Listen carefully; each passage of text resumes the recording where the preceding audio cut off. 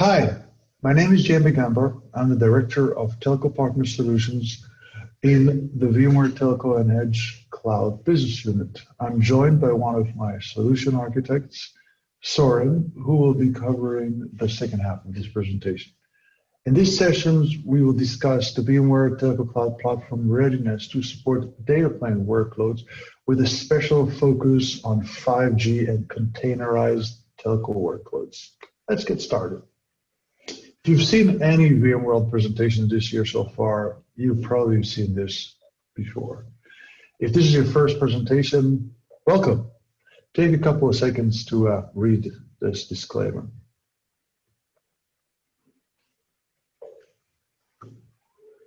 All right, and let's get going.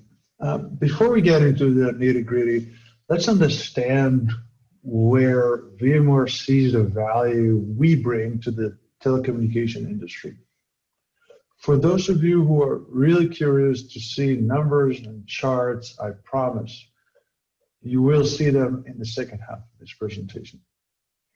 In recent years, we promise you that we aim to help you build, run, manage, and connect any application on any cloud and on any device. This has been our vision that we've been executing against for several years now. We harness the power of any cloud, private and public, and exceedingly at the core and the edge of the network.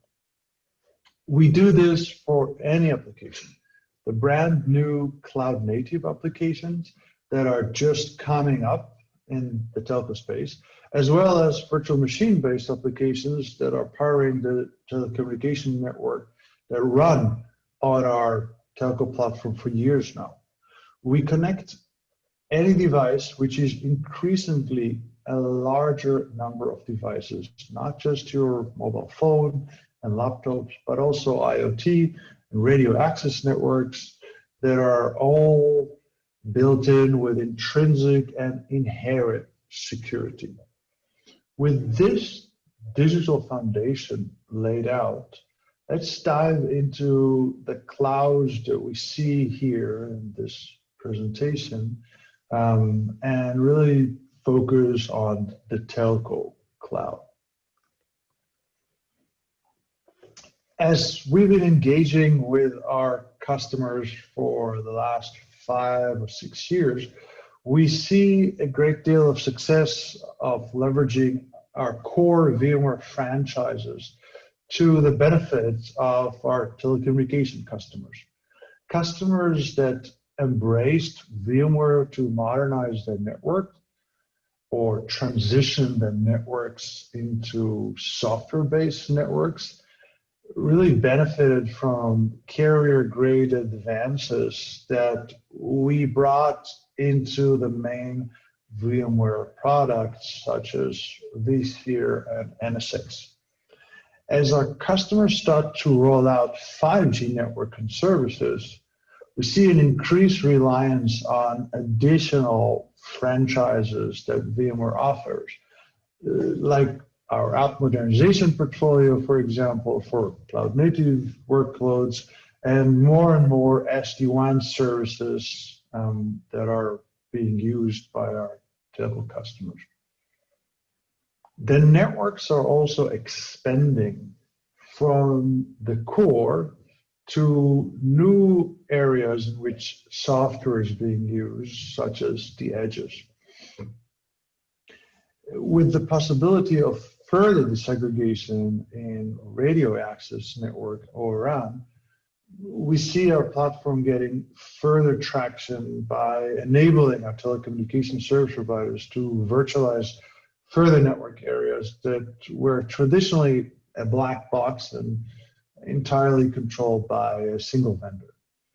And with the move to software-based 5G networks, new use cases that really could not have existed in the past are now starting to be rolled out. Private mobile networks are such an example. Enterprises, small and large, are starting to run their own mobile networks therefore simplify their employees' security, operations, and making available speeds that are simply not possible in the past. Across the entire network areas and use cases, we offer a unified operating model using Telco Cloud Automation and Telco Cloud Operations that enable carriers to accelerate their business across an open and disaggregated and vendor agnostic ecosystem. I hope this sounds interesting and sounds good. Certainly sounds good for us and for our customers, and it sounds good to you. Let's get into the details.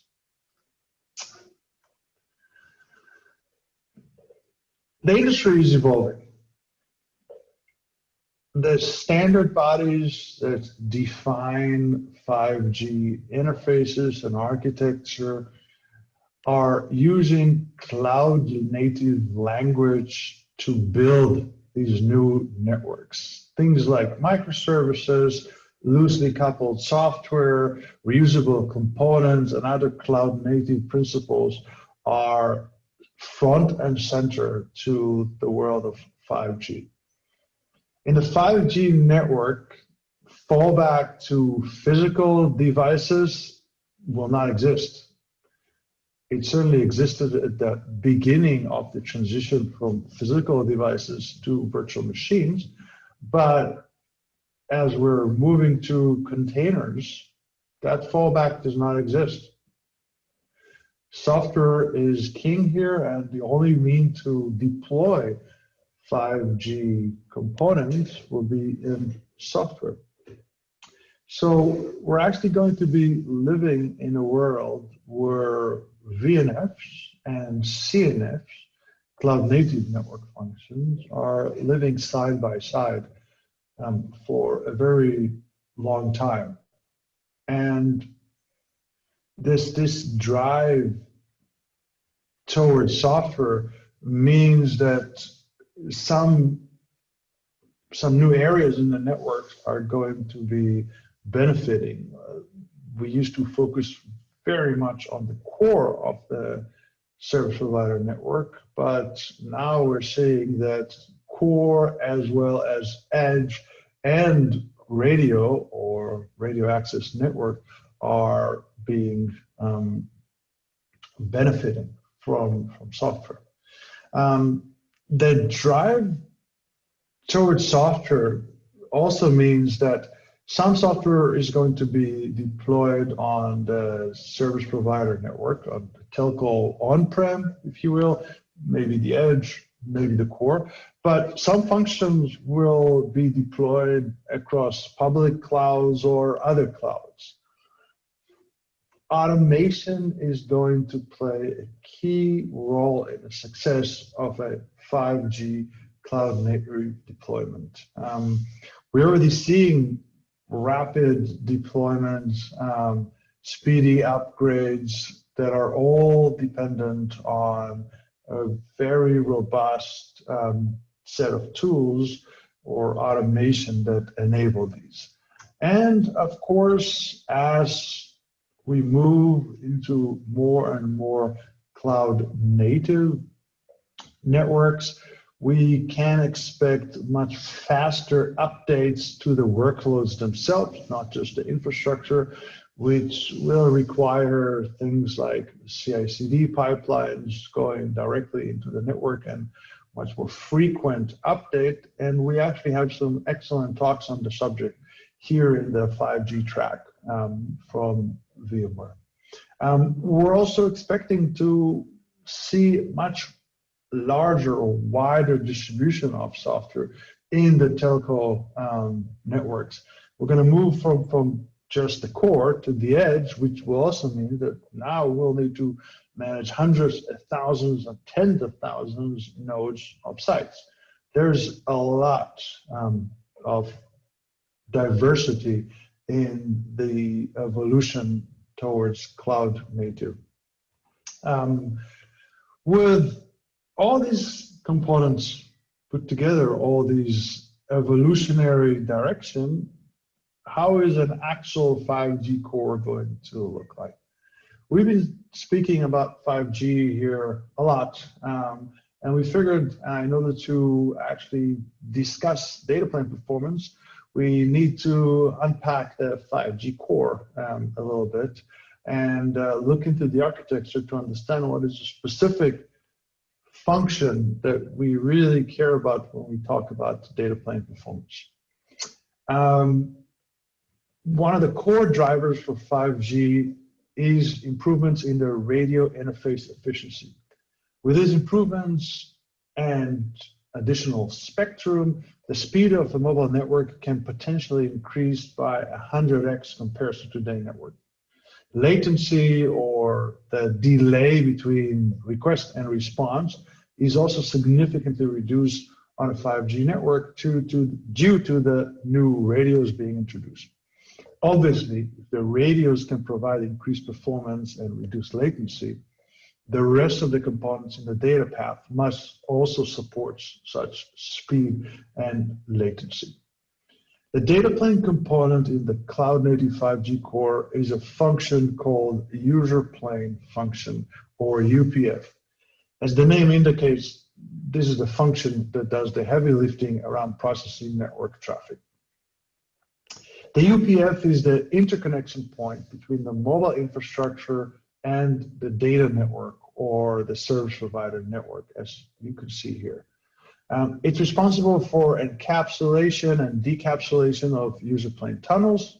It helps to provide mobility between different radio access technologies.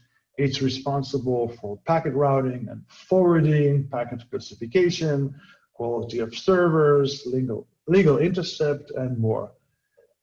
In essence, the UPF is a very packet processing intensive function. So now that we have a common understanding, I hope, at least, of where 5G is heading and what is a 5G core looking like, and specifically, what is the function that really needs to process a lot of packets, let's look into what we're actually going to learn in this talk. So if you think that data plane acceleration in the virtual domain was hard, and we have had quite a few sessions in past VMworlds on the topic, take a comfortable seat. Data plane when workload is a container is even more exciting. First of all, philosophically, Kubernetes and containers are designed with ease of deployment in mind. They're loosely coupled. They're very far from the servers or the actual metal. For example, by default, a Kubernetes pod is defined with a single network interface connected to the pod. By default, Kubernetes do not necessarily understand DPDK. They don't really care. Kubernetes don't care where your network interface card is sitting in the NUMA topology. It can't really, by default, provide you with any mean to offload any work to the NIC, and it doesn't really care much about things like huge pages. It also, by default, does not let you isolate your CPUs or bypass the entire software stack and directly connect between your pod and the physical NIC.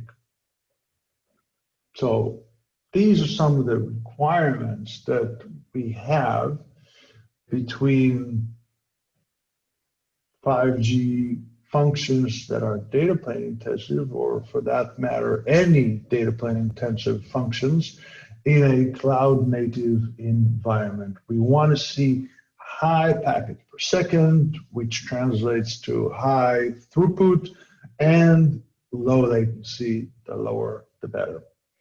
So we're going to talk a lot about optimization for data plane and changes to, or modifications or configuration to the entire stack in order to get us the data plane performance that we'd like to see. Which means that really we're going to cover three things here. First, how to. We're going to talk about how to configure this whole stack, how to make sure that you can get from the stack the data plane performance you want to get. Then we're going to talk about optimization. What are the specific optimization that you'll need to take care of in order to really achieve the high throughput, data rates, and low latency that you would expect to see from a carrier-grade container-based stack. And last but not least, and I'll keep promising this, we will share some results, some baseline results for performance characteristics of our platform in one use case that we are going to highlight today. And again, before we do this, we need to first talk about the Telco platform. As you can see here, our VMware Telco Cloud platform, or TCP, is really foundationally based on the VMware franchise solutions that we already covered. We are using for the NFV infrastructure, or the lowest level, we're using obviously vSphere and vSAN and NSX for the compute, storage, and networking. On top of that, we have the workload management layer, if you will. That workload management really is split into two areas. The virtualized infrastructure manager, which we offer two choices to our customers there, either vCloud Director or OpenStack, using VMware Integrated OpenStack or VIO. That layer, or that component, is used in order to manage VNFs, or virtual machine based telco workloads. And to the right here, we have a container layer which is used in order to manage the CNFs, or cloud native network functions. Of course, in order to accelerate deployment and the whole management of the environment, we have a robust tool called TCA, Telco Cloud Automation, that sits on top of the components and helps our customers and our CNF and VNF partners to really deploy and automate the entire heart of the telco cloud much quicker. Last but not least, obviously, we have a very vibrant and robust telco ecosystem that is both VNFs and shortly CNFs, which is called VMware Ready for Telco Cloud.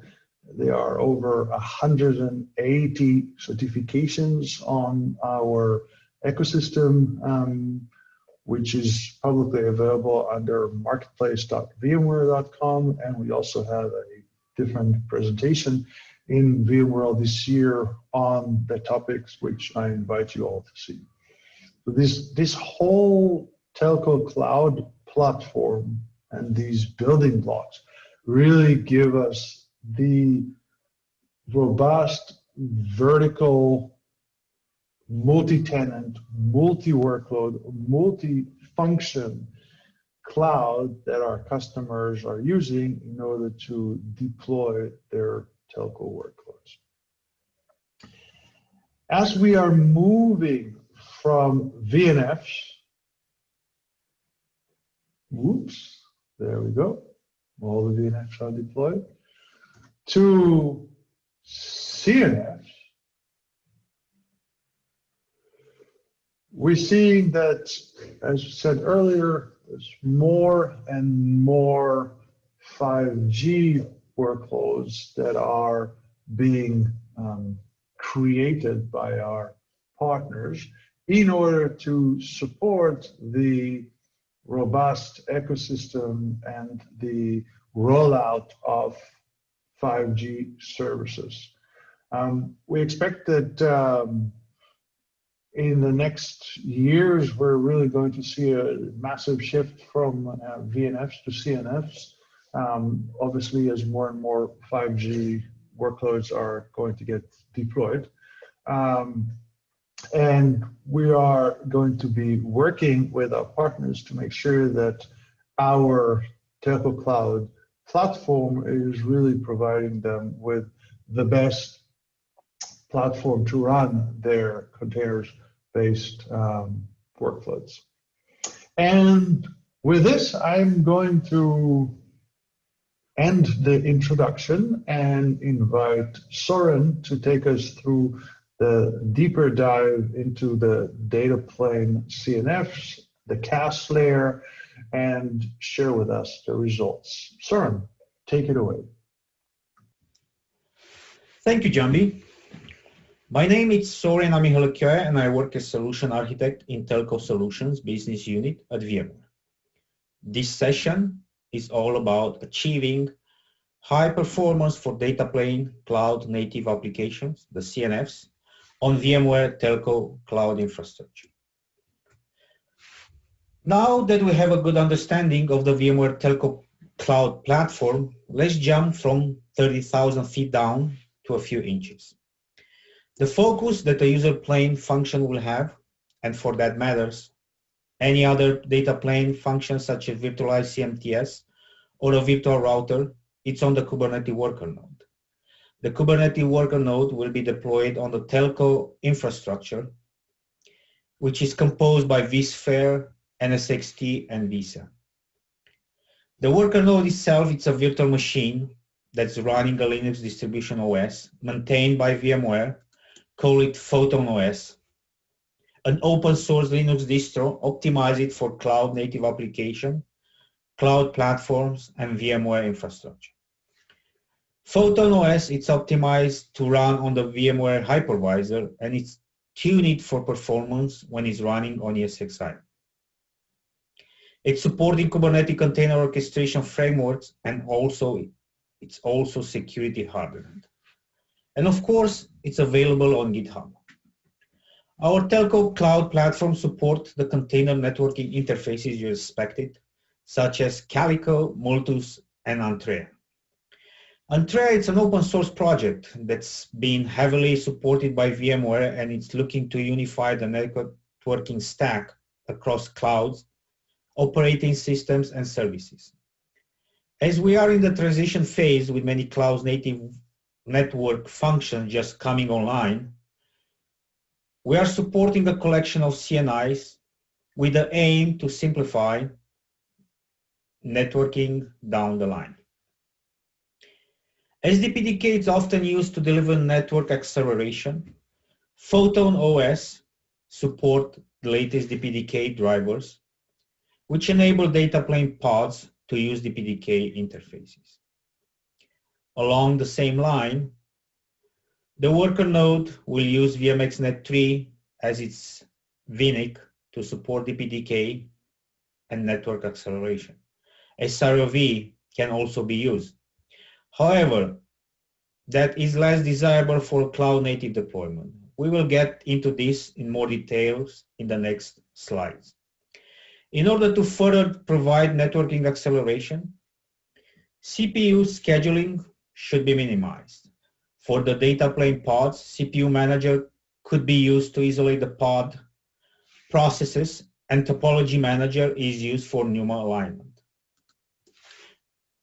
These data plane worker node specific capabilities are further supported by VM level configurations, where huge pages are supported also. CPU scheduling for the VM is further minimized by the use of latency sensitivity set to high to pin and affinitize the vCPU of the worker node VM.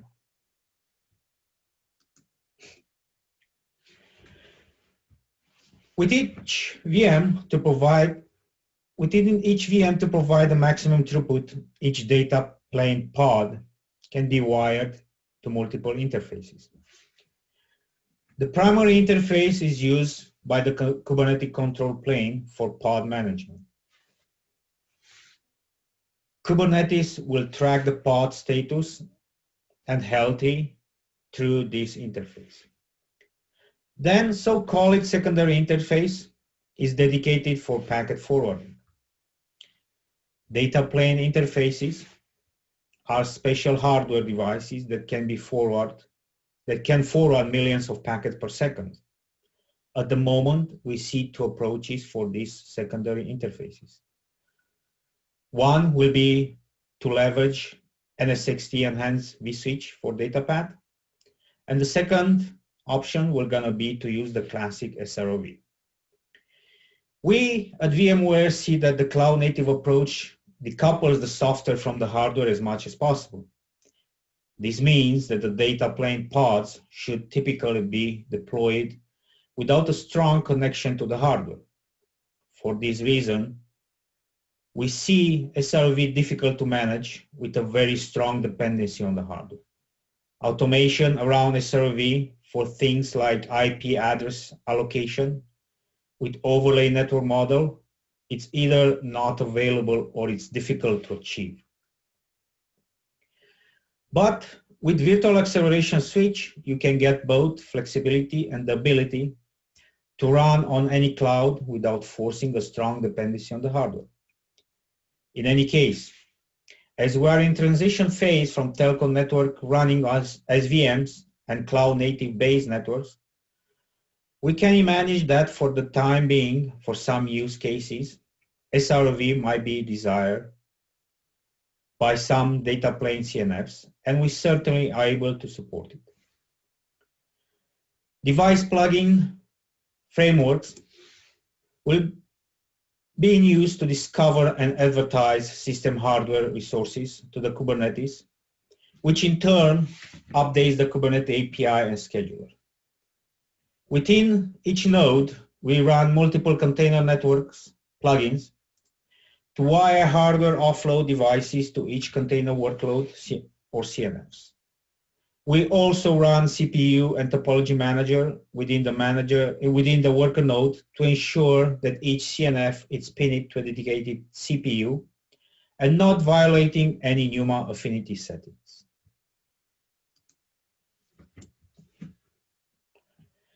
Getting the Kubernetes layers configured perfectly could be a whole session and probably will be in the future VMware world. But that is not sufficient. If we are really trying to squeeze every packet per second performance out of your host, for a use case such as Edge, for example, where you are likely to be very limited in resources, tuning the physical server will make sense. Let's briefly cover the set of best practice guide available at the VMware webpage that will help you set up the infrastructure to support cloud-native data plane intensive workloads. Let's assume you are already using high-end servers class for your data plane VNFs. By servers class, I'm referring to CPU with a high count of cores per NUMA and fast PNICs such as Mellanox Connect X or the Inter 4-wheel class NICs. You then need to make sure that the actual server is set up to support data plane performance. All the BIOS configuration that are designed to save CPU power and bring down the server heat so you can save on cooling when will actually interfere with your ability to reach high throughput for data plane workloads. Every BIOS is different, but in essence, you want to ensure that your BIOS is set for performance. One thing we recommend is to make sure that Turbo Boost is set to on and that you have hyper-thread support in the BIOS. You may want to review the excellent breakout session at VMware World this year presented by our peers Mark and Valentine, Extreme Performance Series, where they cover a lot of the important aspects in this matter. Now that your BIOS is set and you have a decent server, it's time to take care of the network pool mode drivers. You need to make sure that your NICs have the latest pull mode drivers and the latest firmware. You first need to download and install the pull mode drivers for the NIC that will use as uplink for your accelerated switch. The drivers are available on the VMware hardware compatibility list. You need to search for NVIDIA's Enhanced Datapad and grab the latest bundle. At the moment, Intel and Mellanox NICs are supported, as well as many of their derivatives, such Dell, for example. Once you have the drivers, you'll need to install it on each host that will be used for your data plane applications. Please also make sure that you have the latest firmware drivers. These are available from the respective vendor's website. So now we are pretty much done with the hardware related aspects. We can move to the software stack. To actually set up your IS networks, you will leverage the NSX manager to configure your transport node for your data plane traffic. An NVDS host switch with enhanced datapad mode, it's a must for data plane application to perform at higher data rates. When you select the enhanced datapad mode of the NSX controlled host switch, you need to dedicate at least one physical NIC as the uplinks to the switch. Within the latest NSXT version, you can consolidate VLAN and overlay traffic on a single NVIDIA's enhanced host switch. Remember that you can still operate standard and enhanced datapad switches side by side. Obviously, need to have at least two physical interfaces, so you can use one for the standard switch and one for the enhanced switch. The approach of using multiple switches and dedicated uplinks also allow you to meet an important requirement that some telco operators have: complete separation of user plane or data plane traffic from management and signaling traffic. As a next step, you're gonna create a segment. After you create a segment, you also need to assign the resources to your NVDS in enhanced datapad mode. This is an important step in making sure that your data plane application will perform at higher data rates. Your decision on how many logical cores to use per NUMA is dependent on your specific workload design and the number of physical NICs you have in your host. The last thing specifically for data plane application is to disable the distributed firewall or to leverage the exclusion list feature as an alternative approach. The reason is simple. If you have a data plane intensive application that you want to deploy, you do not want any other processes to interfere or involve in getting packages from the physical NICs to the VM. So you have your application infrastructure layer ready. Now, in order to prove the performance with our switch, we will need to have and deploy the Kubernetes stacks on top of the host.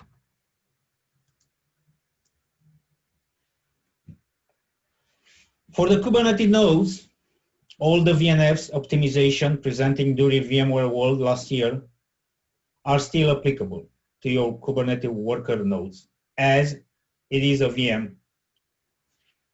And I'm referring here to configurations such as the latest hardware and VMX 3 versions, NUMA alignment, latest sensitivity, tuning buffers, and much more.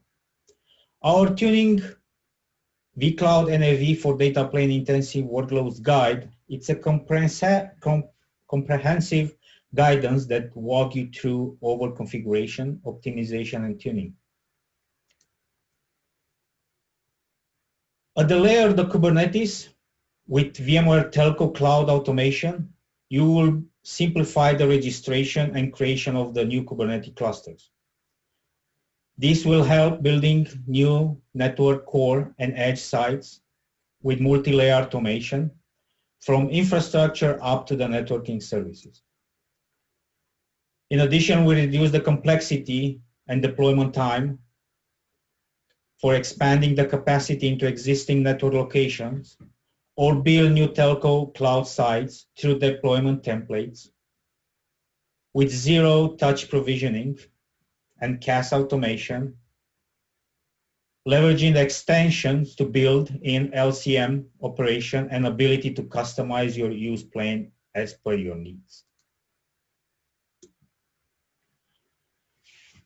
In order to demonstrate the accelerate data plane capabilities on the VMware Telco Cloud Platform, we set up an environment using a simple DPDK pod that allow us to really just focus on the performance of the platform. As you can see in this slide, the pods use multiple interfaces. The primary interface is used by Kubernetes control plane for pod management. From a Kubernetes perspective, Multus, Calico, and CMK were used for networking and CPU isolation respectively. The second interface is dedicated for packet forwarding and use the UI driver to connect directly its secondary interface to VMX Net3 VNIC. This VMNIC will be connected down to NSXT accelerated networking switch stack. This is the same networking stack that we have used in the past VMware World presentation to demonstrate the great performance of our IaaS layer. Then we have the traffic sent from a traffic generator like Spirent Test Center, so that we have a very stable and independent source of traffic.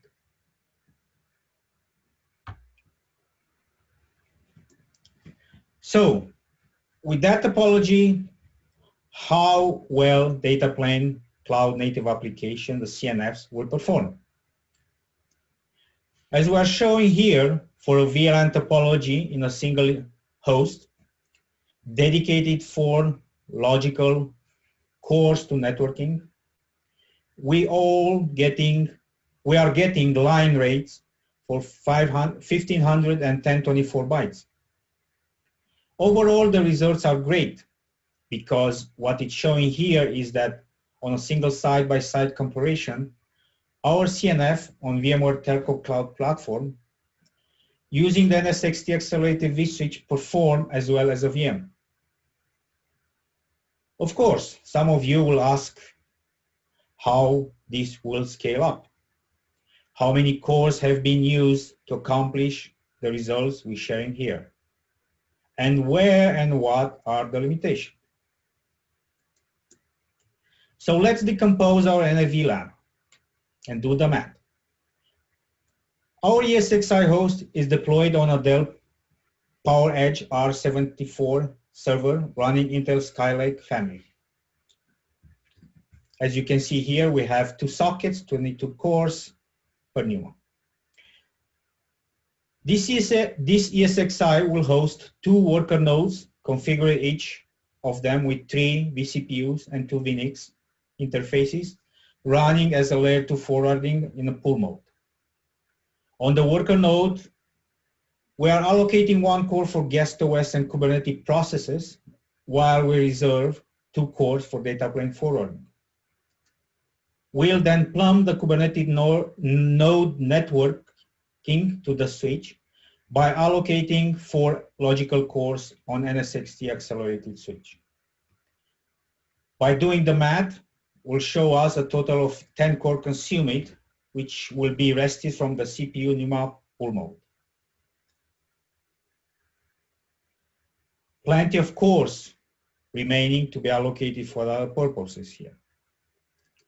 Having this in count, we can all agree that at the end, for scaling and sizing, the limitation is just based on the hardware infrastructure in use. So what is the conclusion? Well, following our VMware Telco Cloud Platform reference architecture, which go into many details on how environment is set up and configured. Make sure your environment is ready and optimized for deployment at carriers by setting up the infrastructure to support cloud-native data plane-intensive workloads. And with all that, you can expect great performance for our data plane cloud-native application, CNFs, which with our ready for 5G telco cloud platform.